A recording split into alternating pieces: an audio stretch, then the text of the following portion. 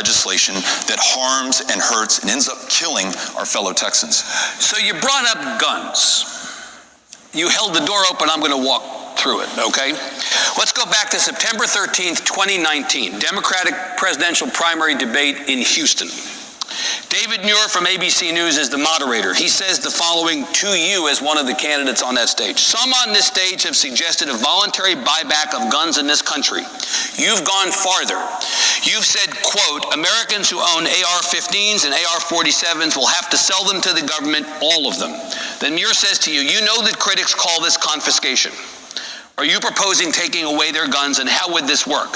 Your response was, I am, if it was a weapon designed to kill people on a battlefield. Then you go on to tell the very tragic story of the shooting in Odessa and the devastation people suffered in that community. And then you said at the end, this is the exact quote, hell yes, we're going to take your AR-15, your AK-47. We're not going to allow it to be used against our fellow Americans anymore.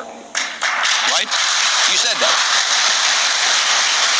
Fast forward to earlier this year, news conference in Tyler, Texas, February 15th of 2022. In response to a question from a New York Times reporter, you said, I'm not interested in taking anything from anyone. You later told the same reporter in an interview you were not walking back your original comments. Boy, it sure sounds like you were. Could you clarify this once and for all? Do you want to confiscate guns from people in Texas or not? I do not believe that any civilian should have an AR-15 or an AK-47. They were designed for a singular purpose, to kill people on a battlefield. And as you know, I've met with many people who have been shot by an AK-47 in Del Sol Medical Center, University Medical Center in El Paso, after 23 people were slaughtered because someone inspired by Donald Trump and Greg Abbott, who was asking Texans to defend themselves and take matters into their own hands against Mexican immigration, came to El Paso and shot up a bunch of people, and before that posted online and said, I came here to repel the invasion of Hispanics to the state of Texas, who are going to politically take over this state and replace us. And by us, he meant white people here in the state of Texas. I saw what that does to you, that high impact, high velocity round that just tears up everything inside, shreds your organs to pieces. It's what it was designed to do, so that enemy soldier stays down on the ground and cannot get back up again.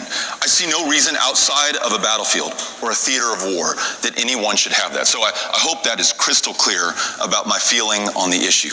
I also want to make sure, as a Texan who understands the long, proud tradition of responsible gun ownership in this state, that we defend the Second Amendment, that all of us who grew up using guns for self-defense, collection, sport, hunting with our family members, parents like Amy and I who have taught our kids the responsibility of gun ownership, that we build on that and find common ground with Republicans on things like universal background checks, safe storage laws, extreme risk protection orders. These are the kind of things where we can find consensus and, yes, even some compromise, because we cannot allow the perfect to become the enemy of the good, and defend that Second Amendment and save more lives in the process. So, fine.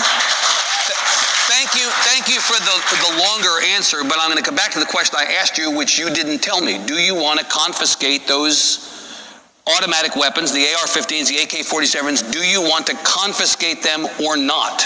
Yeah, I gave you an answer. So I don't think anyone should have one. And if I can find the consensus within the legislature to have a law in the state of Texas that allows us to buy those AK-47s and AR-15s back, we will. As you said earlier, I cannot mandate or dictate anything as the next governor of the state of Texas. I'm going to have to do this by listening, working with people, building goodwill and consensus and trust, and then moving forward.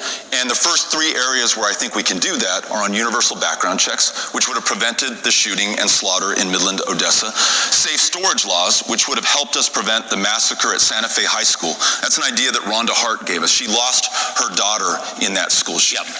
And extreme risk protection orders, where we know someone is going to be a danger to themselves or someone else, and we get that gun out of their hands before they can use it on themselves or someone else. So this is where we can start. And we've got to make sure that as we move forward, we focus on what is possible. And as governor, that's what I'll do. Okay. Let me ask you a question about the border. The